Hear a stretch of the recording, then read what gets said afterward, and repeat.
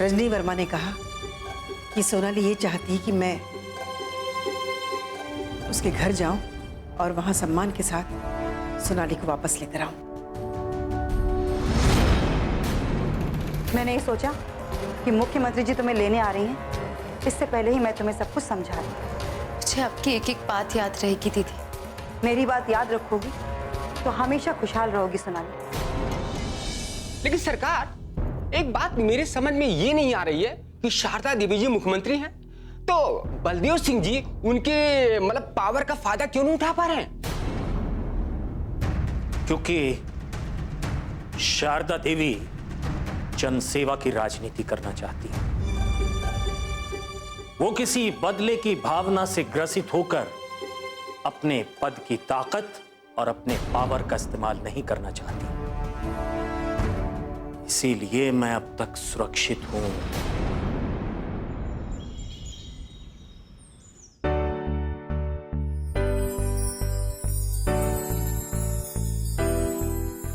तुम तो ये कह रही थी कि आज का नाश्ता तुम बनाओगी और तुम यहाँ आराम से बैठ गई। अरे निधि बनाने दे तो ना, वो तो चाहती भी नहीं कि मैं किचन में खड़ी भी रहूं। वो तो कहेगी ही, लेकिन हमें भी तो इस बात का ख्याल रखना चाहिए कि बहू बेटे को एक साथ वक्त गुजारने का मौका मिले। अरे मैंने तो कहा निधि से कि तुम सारा दिन व्यस्त रहती हो और सौरभ भी सारा दिन प्रैक्टिस में लगा रहता है। थोड़ा टाइम साथ में बिताएंगे तो अच्छा लगेगा, लेकिन वो मानने को तैयार हो तब ना।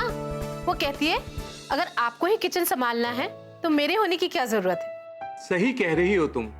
आजकल की लड़कियां बहुत जिम्मेदार हो गई हैं। उन्हें कुछ भी कहने और समझाने की जरूरत नहीं है। अब एक ही घर में दो बहुएं हैं और दोनों का स्वभाव कितना अलग। एक को खींच करके ले जाके भी किचन में अगर खड़ा कर दो तो उसे किचन में खड़ा रहना पसंद नहीं है, और दूसरी किचन की सारी जिम्मेदारियां संभालने को तैयार है। निधि को देखकर ऐसा नहीं लगता कि वो इस प्रदेश के वित्त मंत्री की बेटी है। बिल्कुल ठीक कह रहे हैं आप। अहंकार तो उसे छू भी नहीं गया। अरे आओ ना बेटा, बैठो। बहू कहाँ है? वो अभी क्लब से नहीं लौटी माँ। खुद को फिट रखने के लिए ये सब भी आज की तारीख में बहुत जरूरी है। हाँ बिल्कुल ठीक है बेटा। हाँ बेटा, जमाना बदल गया है। अरे हमारे जमाने में तो लोग पैदल चल चल कर पता नहीं कहां तक चले जाते थे, और मेहनत से काम किया करते थे, और औरतें घर का काम करके खुद को फिट रखा करती थी। आज का जमाना बदल गया है। आज आदमी 2 कदम चल नहीं पाता और सुबह शाम गार्डन में भागता रहता है।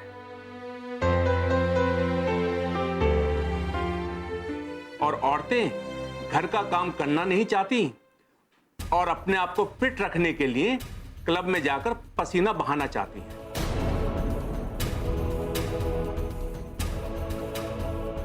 जिसने आज तक अपने घर के किचन में कदम न रखा हो, उससे इस तरह की उम्मीद नहीं रखनी चाहिए कि वो आकर घर का सारा काम करे। नहीं नहीं बेटा, मैं बहू के बारे में नहीं कह रही थी। मैं तो ये कह रही थी कि सारी लड़कियों की आजकल यही बात है। हाँ, मैं तो ये कह रहा था कि आजकल की लड़कियां बहुत जिम्मेदार हैं।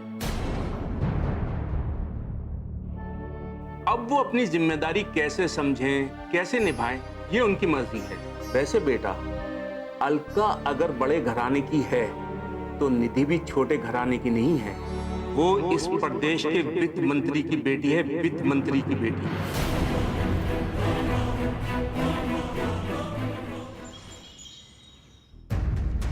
आइए आइए मुख्यमंत्री जी, मेरे इस घर में आपका स्वागत है। मेरा सौभाग्य कि आपके कदम मेरे इस घर में पड़े। आप इसे अपना सौभाग्य समझे या मेरी मजबूरी। आप जहां बुलाती मुझे आना पड़ता। सोनाली कहाँ है? मैंने उसे तैयार होने के लिए कह दिया था, वो तैयार है। सोनाली, सोनाली बाहर आओ।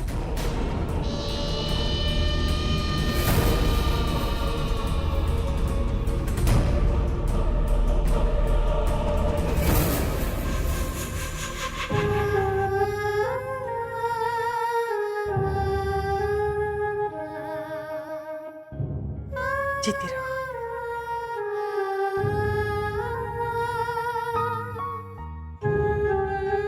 मैं जानती हूं हमारी बातों से तुम्हें बहुत दुख पहुंचा है, लेकिन उससे भी बड़ी दुख की बात यह है जो दुख हमें मिले हैं उसके सामने तुम्हारा दुख कुछ भी नहीं है। फिर भी तुम्हें लगता है कि हमने तुम्हें दुख दिया है, तो मुझे माफ कर दो बेटा। नहीं माँ जी, मैं ये भी नहीं चाहती हूँ कि आप मेरे सामने इस तरह से हाथ जोड़ें। सचमुच सोनाली, तुम बिल्कुल ठीक कह रही हो। ये तो बहुत बड़ी बात है ना कि इस प्रदेश के मुख्यमंत्री तुम्हारे आगे हाथ जोड़कर खड़ी हैं।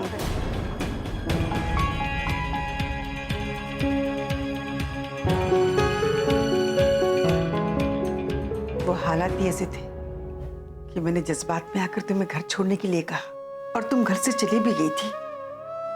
अगर हो सके तो पुरानी बातों को भूल जाओ। नहीं नहीं मुख्यमंत्री जी, वक्त के साथ सोनाली सब कुछ भूल जाएगी। क्यों सोनाली, मैं ठीक कह रही हूं ना? तुम वक्त के साथ सब कुछ भुला देना, अपने दिमाग से सारी पुरानी बातों को उतार देना। वो क्या है ना मुख्यमंत्री जी, सोनाली खुद को बहुत अकेला महसूस कर रही है, इसीलिए मैं इसे अपने घर ले आई। मुझे तो पता भी नहीं था कि सोनाली मां बनने वाली है। जी माँ जी। तुम खुद को अकेले कैसे मान सकती हो बेटा? तुम्हारे अंदर राजवीर का अंश पल रहा है। मुझे गर्व है कि तुम मां बनने वाली हो और बहुत जल्द मुझे पोता देने वाली हो।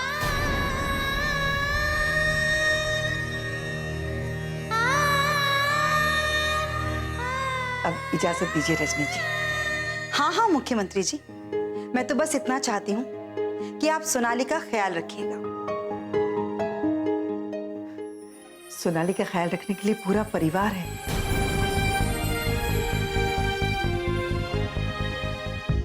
सोनाली ने इस बात को महसूस भी किया होगा। आप इस बात को कभी महसूस नहीं कर सकती क्योंकि आप कभी परिवार के साथ नहीं रही।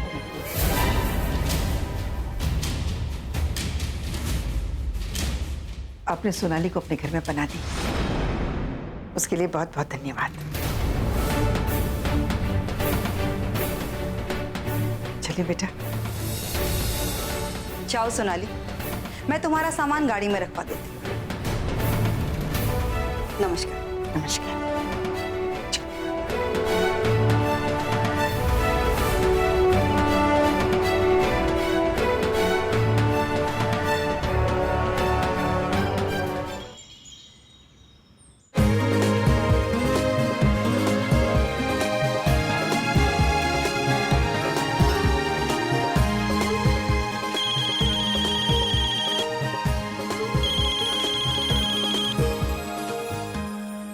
नमस्कार देवव्रत जी।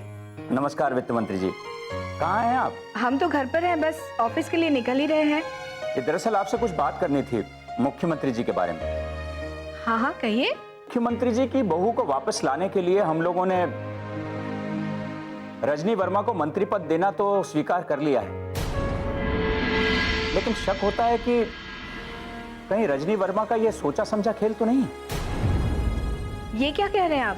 आप खुद सोचकर देखिए, ये सारा खेल तो तभी शुरू हुआ ना जब हमने शंकर प्रसाद को पार्टी से निष्कासित कर दिया। सोनाली जो है वो मुख्यमंत्री जी का घर छोड़कर गई और सीधे रजनी वर्मा के घर। हाँ बिल्कुल ठीक कह रहे हैं। लगता तो ऐसा ही है कि ये रजनी वर्मा का खेला हुआ खेल था, क्योंकि वो किसी भी तरह मंत्री पद को हासिल करना चाहती थी। मैं भी तो यही कह रहा हूं कि रजनी वर्मा के मंत्री पद हासिल करने के पीछे शंकर प्रसाद के कोई मंसूबे तो नहीं है। कहीं रजनी वर्मा की शर्त मानकर उन्हें मंत्री पद देकर हम गलती तो नहीं कर रहे हैं? ठीक कह रहे हैं आप, इस बात से भी तो इनकार नहीं किया जा सकता। देखिए, ये तो सब जानते हैं कि रजनी वर्मा पूरी तरह से शंकर प्रसाद की समर्थक है।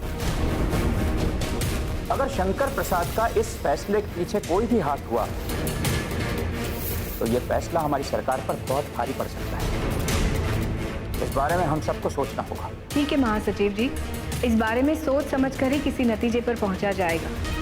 नमस्कार। नमस्कार।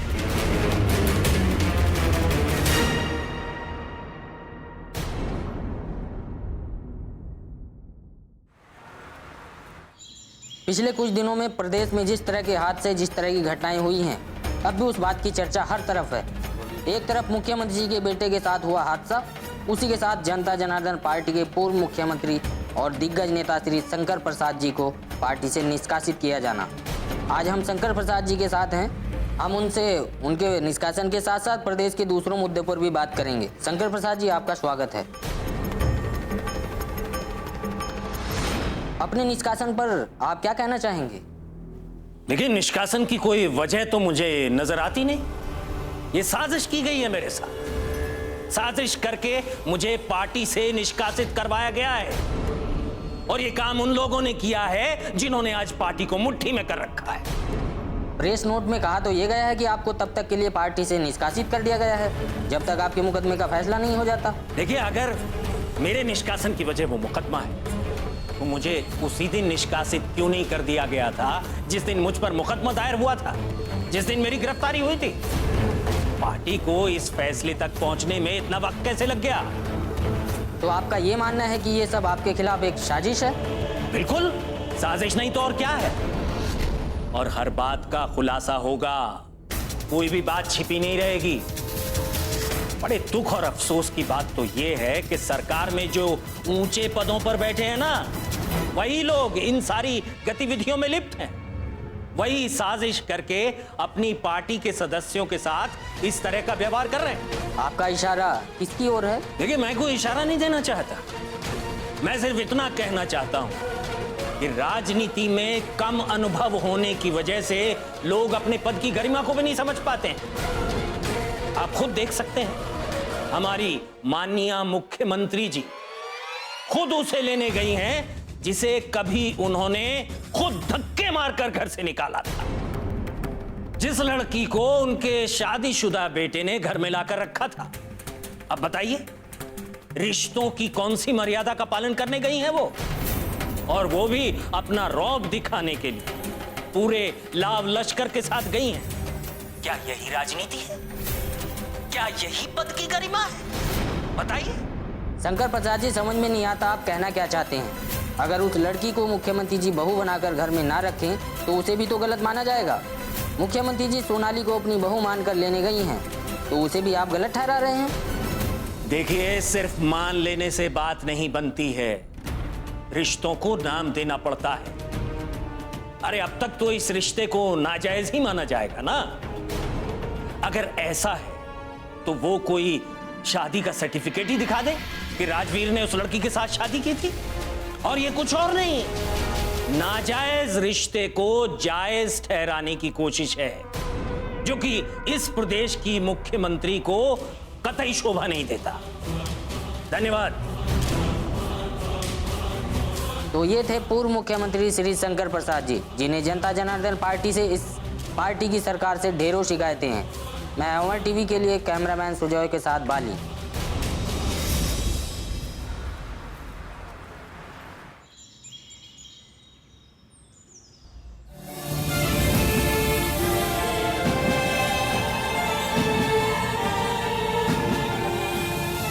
सोनाली, सोनाली, तुम्हारा स्वागत है इस घर में। अब तुम देखना, तुम्हें इस घर से वापस बाहर जाने की जरूरत भी नहीं पड़ेगी। रागिनी, आज से सोनाली की पूरी जिम्मेदारी तुम्हें है। हाँ माँ जी, हमने तो पहले ही कहा था कि हम सोनाली का पूरा ख्याल रखेंगे। ले जाओ सोनाली को उसके कमरे में। हमने कमरा भी तैयार कर दिया है, चलो।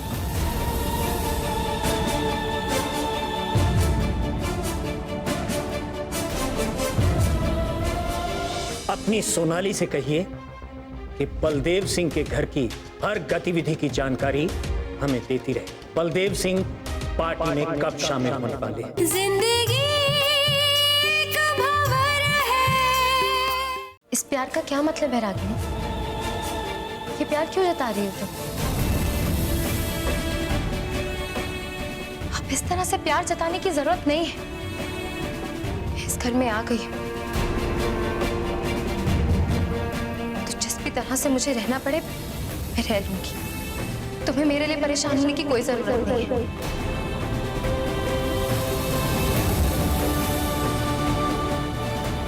नहीं सोनाली, ऐसा मत कहो।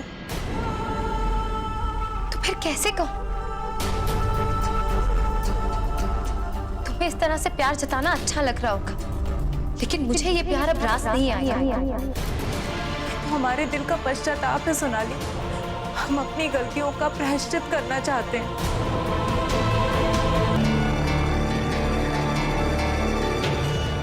क्या ये प्रायश्चित हो सकता है?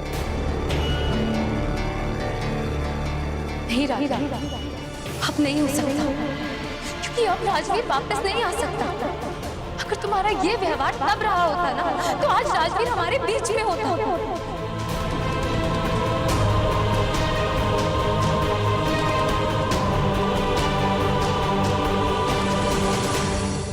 इस घर में अगर मुझे इज्जत मिल रही है तो मैं जानती हूँ उसकी वजह मैं नहीं।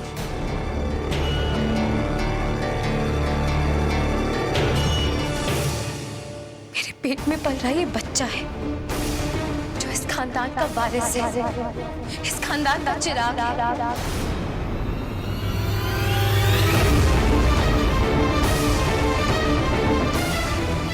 तुम ठीक कहती हो, लेकिन तुम्हें ईश्वर का यह आशीर्वाद मिला है और इसीलिए हम सबको अपनी गलती का एहसास हुआ है। सोनाली, पुरानी बातें भूल जाओ। अब हम दोनों इस घर में साथ में रहेंगे और हम तुम्हारा ख्याल रखेंगे। तुम मुझे अपना मोहताज बनाना चाहती हो, तुम मेरा ख्याल रखना चाहती हो।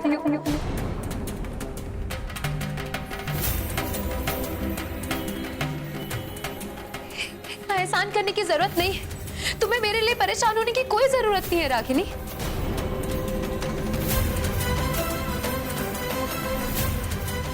पहले तुम मुझे इस घर से निकालना चाहती थी, लेकिन मैंने तुम्हारे लिए कभी ऐसा नहीं सोचा।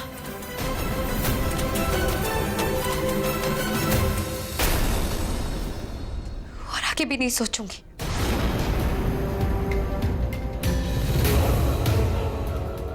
तुम्हें उस बात को लेकर परेशान होने की जरूरत नहीं है कि आज अगर मेरी अहमियत बढ़ गई तो मैं तुमसे बदला लेने की कोशिश करूं। मैं ऐसा कुछ नहीं करूंगी रागिनी, तुम्हें डरने की जरूरत नहीं है।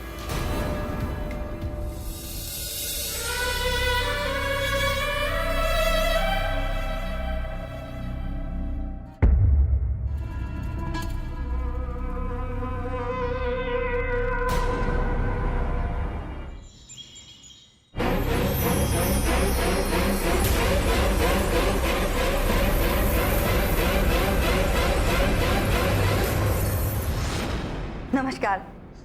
नमस्कार। आइए रजनी जी।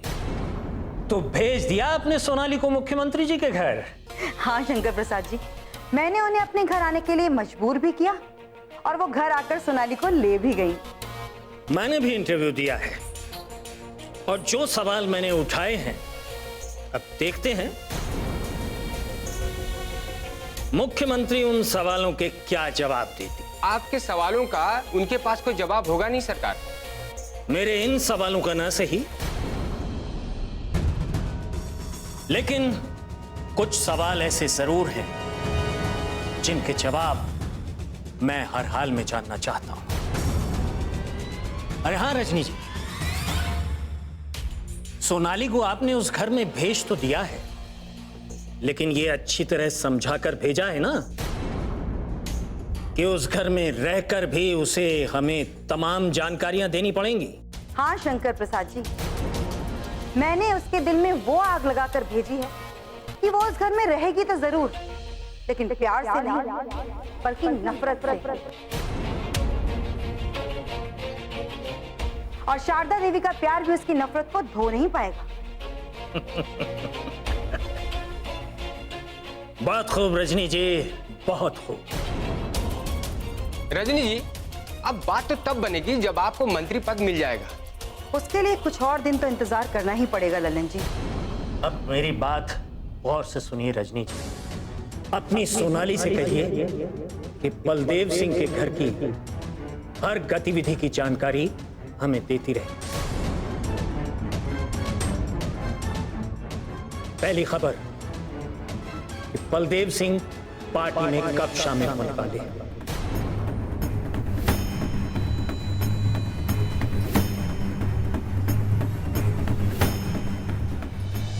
और ये कुछ और नहीं, नाजायज रिश्ते को जायज ठहराने की कोशिश है, जो कि इस प्रदेश की मुख्यमंत्री को कतई शोभा नहीं देता। जिंदगी का भंवर है। दूसरी बात, बलदेव सिंह वो मुकदमा खारिज करना चाहते हैं, वो बात कहां तक पहुंची। और तीसरी और सबसे महत्वपूर्ण खबर ये कि बलदेव सिंह और शारदा देवी के असली मंसूबे क्या हैं। इन तमाम बातों की जानकारी मुझे चाहिए, जो आपकी सोनाली हमें अच्छी तरह दे सकती है।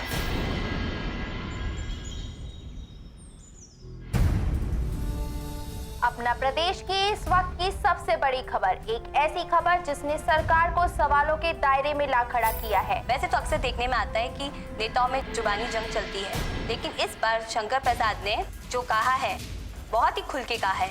हम आपको भी सुनाते हैं क्या कुछ कहा है शंकर प्रसाद जी ने। मैं सिर्फ इतना कहना चाहता हूं कि राजनीति में कम अनुभव होने की वजह से लोग अपने पद की गरिमा को भी नहीं समझ पाते हैं।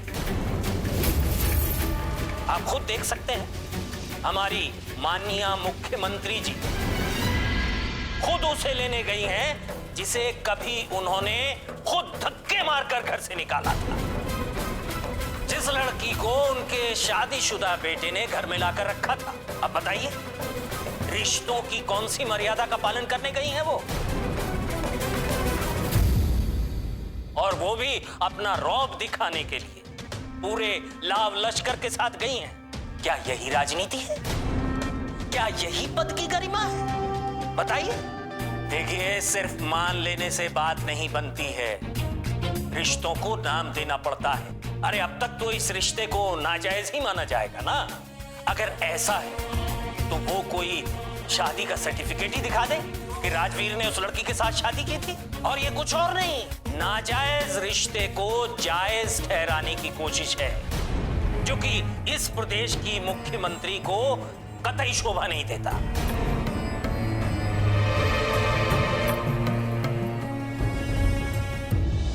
अगर सौरभ नहीं होता ना इस घर में गौरव, तो वो होता जो तुम चाहते। पापा जी मम्मी जी वही करते जो तुम्हारी मर्जी होती। ठीक कह रही हो अलका, इस बात को तो मैंने कई हजार बार महसूस किया। तुम्हारे रास्ते की सबसे बड़ी रुकावट कोई और नहीं, सौरभ है, सौरभ। उनके वादे पर भरोसा करके चुपचाप मत बैठ जाइएगा। इन लोगों का कोई भरोसा नहीं, वादे से पलट भी सकते हैं।